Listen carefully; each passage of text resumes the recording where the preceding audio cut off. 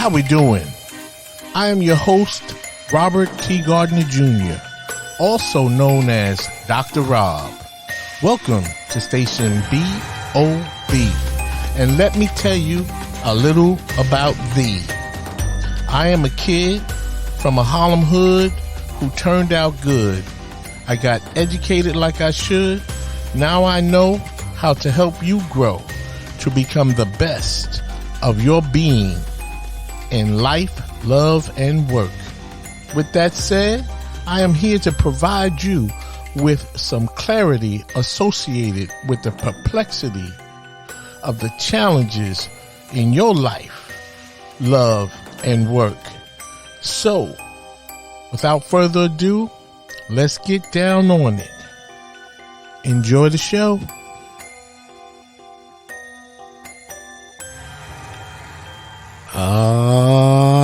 Yes. How we doing once again, my friend? Welcome to Station BOB, where you listen to learn how to become the best of your being in life, love, and work. And of course, I am your host, Dr. Rob. What's going on? Can it be that I stayed away too long? Did I leave your mind while I was gone? Well, I certainly hope not, but I'm back and all is well as we approach the end of the summer and enter into the fall. And so today, I want to talk to you about another interesting topic, and that topic is you should never lose yourself to something or someone else. Now, I am sure right out the gate, you have a question. What am I talking about? And that is a great question. So let me give you a great answer. What do I mean by you should never lose yourself to something or someone else is that you as an individual should never become so obsessed with any religion, sports team, political leader, and so forth. You feel me? Because when you lose yourself to anything, drugs, alcohol, a man, or a woman, then you have lost total control of your own ability to find any real happiness or self-love or self-respect and self-awareness as to exactly what the hell you were doing in life. Losing your mind to this man, woman, religion, political leader, or sports team, and so on. In the moment, it may feel good to you, but in the long run, this myopic view towards a thing, a person, a religion, a sports team, this may not have such a good ending for you. And is it really worth it? For who? For what? Now, let's cut right to the chase as to why. I want you to look at what happened to those Trump supporters that planned and participated in the January 6, 2021 insurrection. Those people are doing serious time in prison. They were obsessed with Donald Trump and the whole lie about the election being stolen. In this case, they lost total sight of themselves, their family, their freedom, and their common sense. In some of these cases, their wives have divorced them, families have cut themselves off from each other, and it just does not stop there in terms of the tragic events that resulted from these people's obsession with Donald Trump. Now, I have another case for you. Years ago, I used to work with this guy who bragged about the fact that he was a Yankee fan, a New York Yankee fan, and his wife was a New York Met fan. Now, remember, I said his wife, right? Well, This guy bragged to me about how his wife is not allowed to watch his 50-inch flat screen TV to watch a New York Mets game. Now think about that. What could be so bad that his wife watch a game involving the New York Mets on his when you're married, nothing is his and nothing is hers. But okay, on his 50-inch flat screen television, just because he was a Yankee fan. Now, let's just say that this was 10 years ago, because I really don't remember how far back it went, but 10 years ago is a good time frame. Now, I do not know where to find this guy today, but I am willing to bet that he is no longer married to his wife because of not only because of this, but what I'm saying, such ridiculous fandemonium passion that he had for a sports team, which he put before his wife. Meanwhile, the New York Yankees have no idea who this guy is. Not only do they not know who he is, but also I am sure he never received a check from the Yankees in connection with his crazy passion for that team. Look at this thus far. I gave you one example of Trump supporters who lost their mind in their belief in the propaganda that Donald Trump led these people to believe about how he did not lose the election. And now some of these people are doing serious time in prison in response to the actions they took in support of their passionate belief in Donald Trump.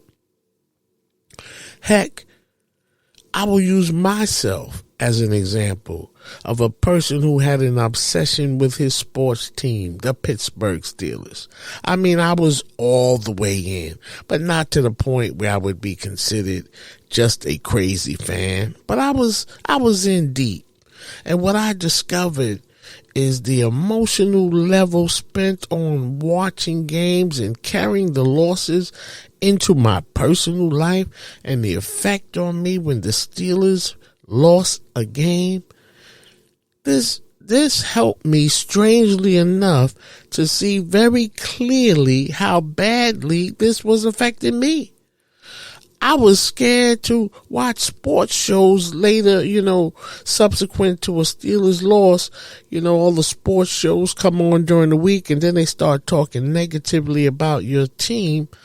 And I did not even want to watch the talk shows after Steelers loss, because I could not handle the criticism that was spewed out by, the various analysts.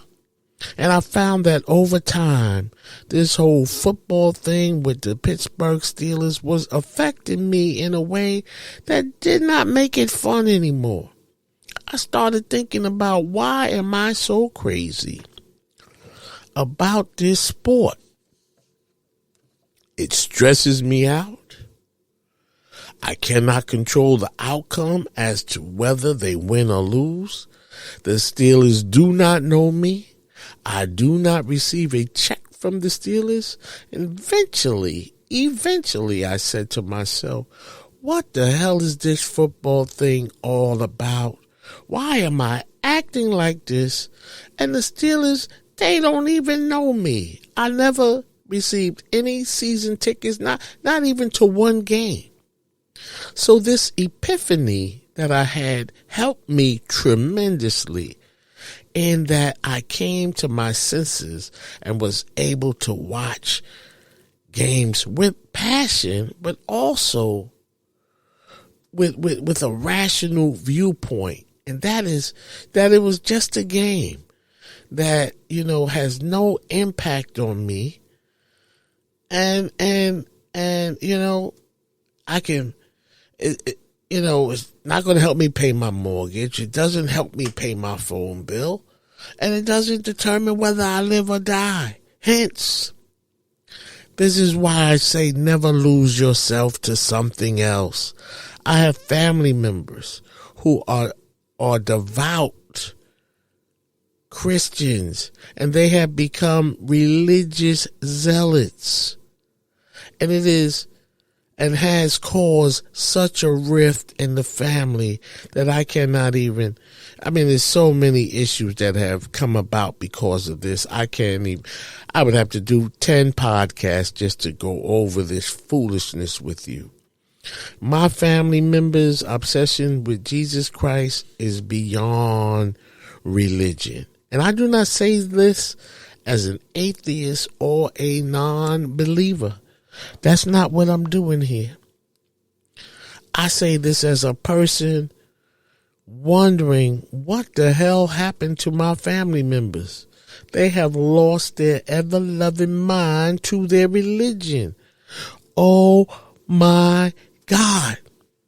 And on that note, before I get into that phase of this discussion, I'm going to step aside and let a promo in, and we'll pick up the discussion on the other side. Have you read any good books lately?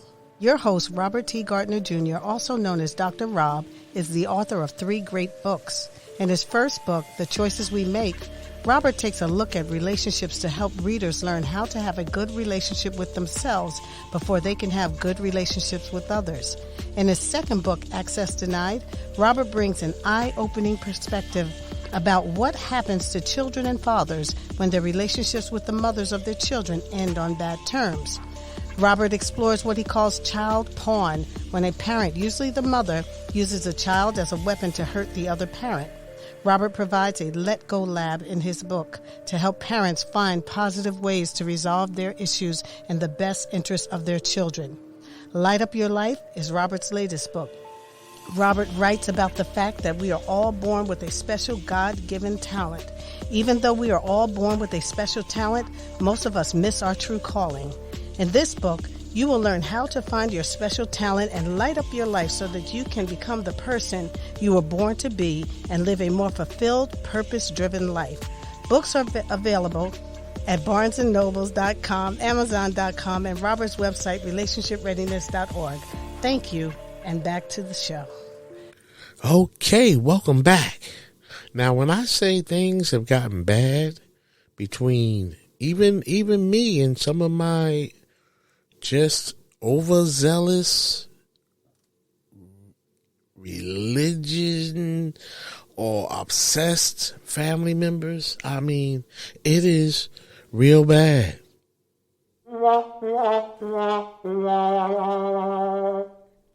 Their passion and harassment I have a family member, my dear aunt, there was a time when she would be just sending text messages out, 8-inch long text messages with biblical scriptures, and although I could just have deleted these messages and along with other family members, but they were happening so frequently that it just became annoying. It's like, you don't even want that on your phone.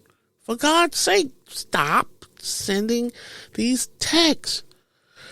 And it just led to such unbelievable breakdown of family relationships. The religious behavior of some of my family members has caused quite a rift, which has led to no communication between the religious group versus the reasonable religion followers. And to this I say here again, these family members have lost themselves to something else, which seems to derail their rational thinking and ruptured lifelong family relationships. What is this religious thing all about? Now, I do not believe any God, if you will, would want family members to break up over their religious differences. But this is what happens when we lose ourselves to something else. And for the record, let me answer the question. What does it mean to lose yourself to something else? Well, to that I say, to lose oneself can mean when doing something that one's sense of self and one's sense of time passing are temporarily non-existent. It can also mean to lose one's sense of self psychologically and an identity crisis. Now look at that. It can be defined as an identity crisis. Did you hear that? I said crisis with loss of identity. That, my friends, is why you should not lose yourself to another person, your religion, a sports team, and or anything else that diminishes who you are as a person and leaves you with no sense of self or no identity. That can be emotionally detrimental to your overall well-being. Emotionally, you suffer immensely when this obsession with a sports team does not live up to your hopes and expectations. You go to prison when you support a person who lies, cheats, and makes false claims about winning an election that they know and knew that they lost. Your sports team does not know you. You have not received any checks from that team, any free tickets to any games. And while at the same time, I know you are having fun, and I get it. Trust me, I've been there before. But you don't want to be in divorce court because not only did you not let your wife watch her favorite team on your television, now in divorce court, she probably has the television as a result of your divorce. Does it make sense to lose your freedom, your peace of mind, your wife, your right mind, which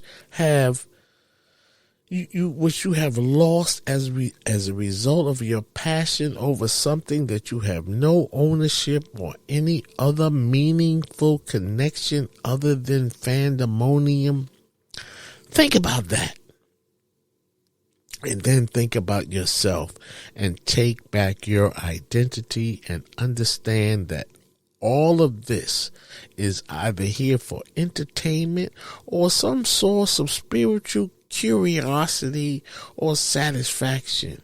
Whatever it is, do not lose yourself to something else that has no substantive value on improving your quality of life and emotional well-being.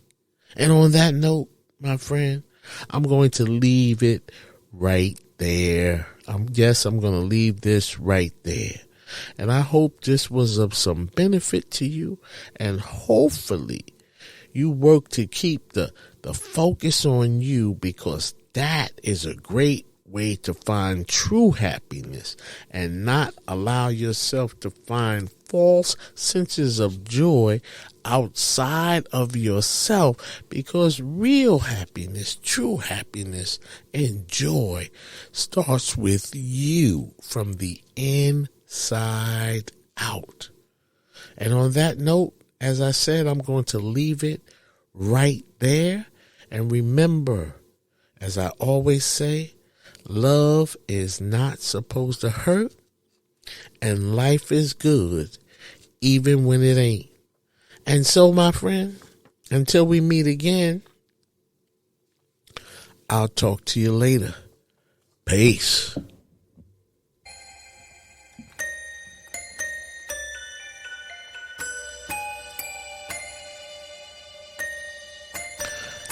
As we wrap up this show, I hope this topic helped you to grow. And now you know a little bit more than you knew before. If you have any questions about this topic, please email me at changeagentrtg@gmail.com. See my website, relationshipreadiness.org, to learn more about my counseling, consulting, and educational programs related to life, love, and work. Finally, in the words of the late, great Reverend Dr. Martin Luther King Jr., if I can help somebody as I pass along, if I can cheer somebody with a word or song, if I can show somebody he is traveling wrong, then my living will not be in vain. Until we meet again, do the right thing when nobody is looking. Peace, beloved.